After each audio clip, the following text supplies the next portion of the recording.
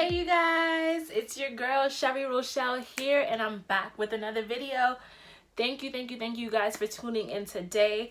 I want to say Happy New Year to you all. Happy 2020.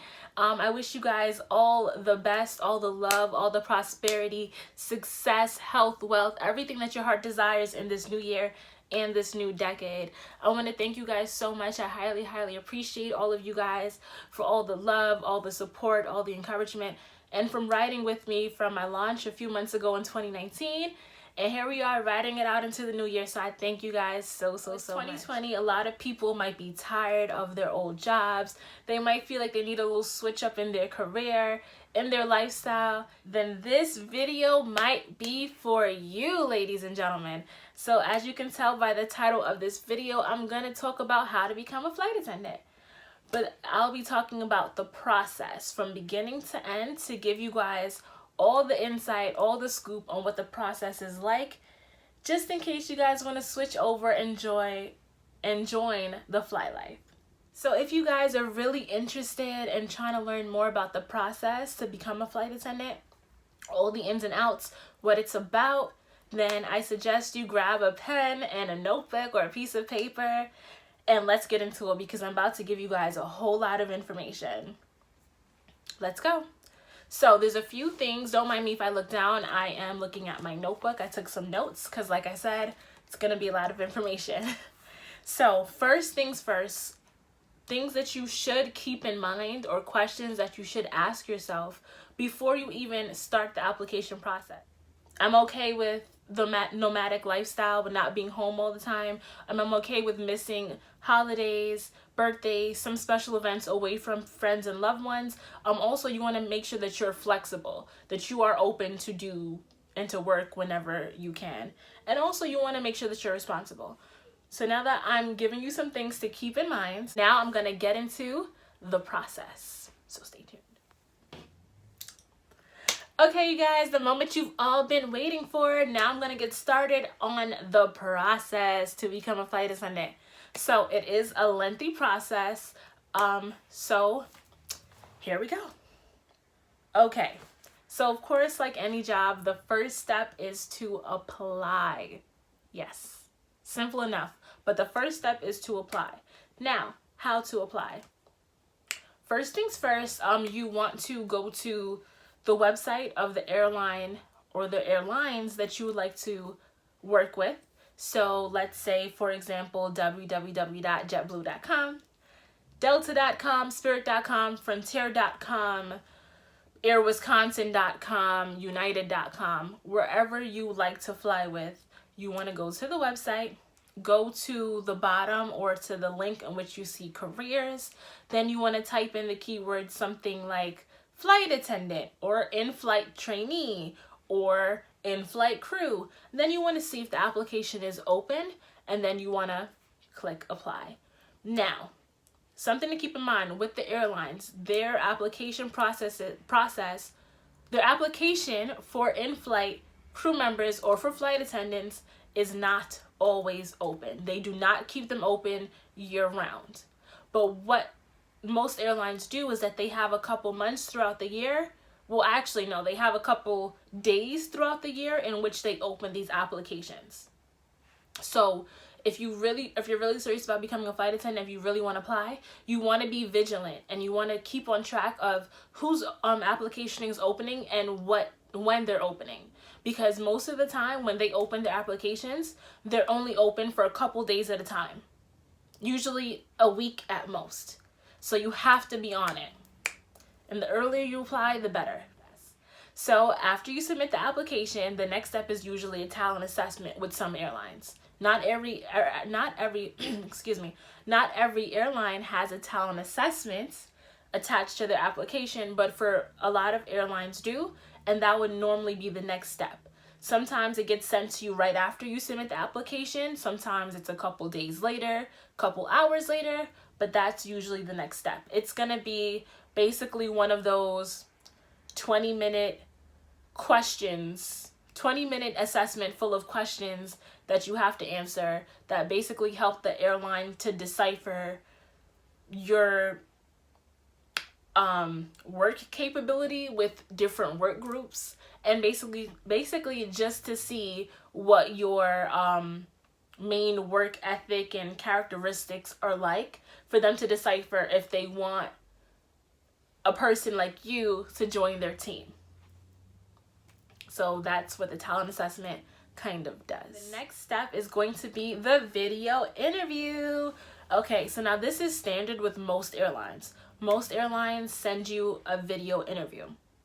Like I said before, some things take a long time, so you might get this video interview a couple hours after your application. You might get it a couple days, you might get it a week, you might get it at 2 weeks after.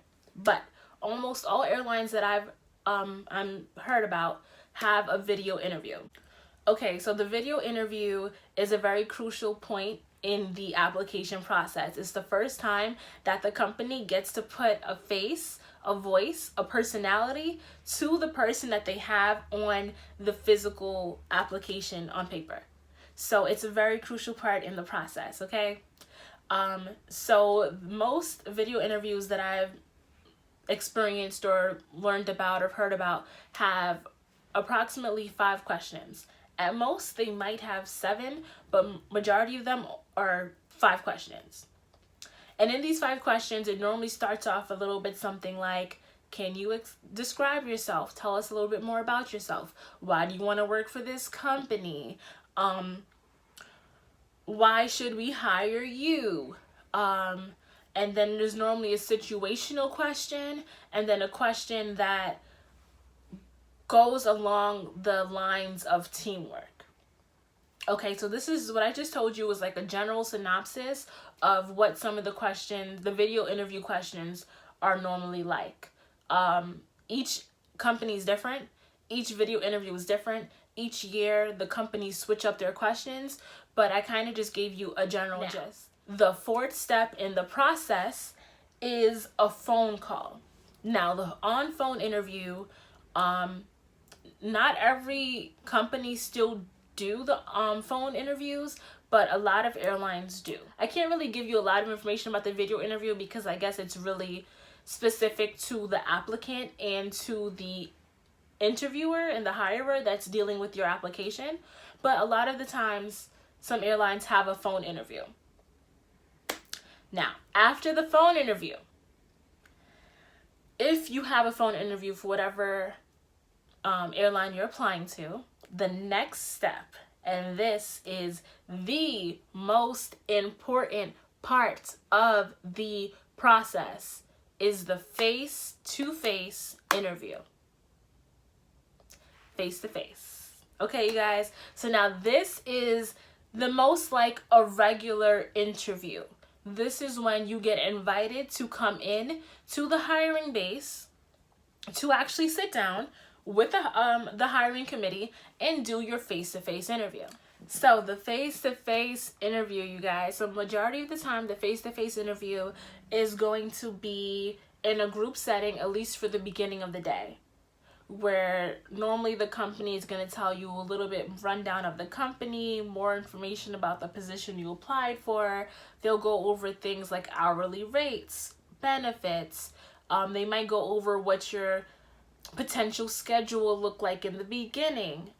They try to keep it very clear cut with you, and they'll tell you all about the company, their expectations of you as new members of their team, and just give you more information about what you should expect and what they expect of you. Then normally the face-to-face, the group interview part of the face-to-face will kind of dissipate, and it will now become you're preparing to do your one-on-one face-to-face interviews. So with most airlines, at this face-to-face group interview, you will do a jump seat test. For those of you who are unfamiliar with the jargon and the airline industry, the jump seat is the seat that you sit in as a flight attendant. So the jump seat test is literally just to make sure that you can literally fit and strap yourself into the jump seat. Pretty basic, pretty simple, but that's definitely a requirement for hiring. They want to make sure that you can fit into the seat that you're supposed to sit in. And then after that, then you normally do a reach test for my short people, my short girls, my short guys, don't get discouraged. It's just a reach test. I'm 5'1" for those of you who don't know, and they basically want to see if you can reach over 6 feet, I believe. It's basically just the height of most of the aircraft standard overhead bins. They want to make sure that you can reach it. And yes, for this, if you have heels on, you have to take off your heels, and it's simply just reaching a point on a wall. Okay, and then the next step in the like I said, so the next step in the face-to-face interview, after the group portion, after the jump seat test, after the reach test, is going to be your one-on-one interview. And yeah, then it's up to you to wow the interviewers, wow your recruiter, for them to see that they can envision you as a part of their company. So that is a little synopsis of what the face-to-face interview is. But this video is already getting pretty long, talking about the process. And no, I'm not done. There's still more.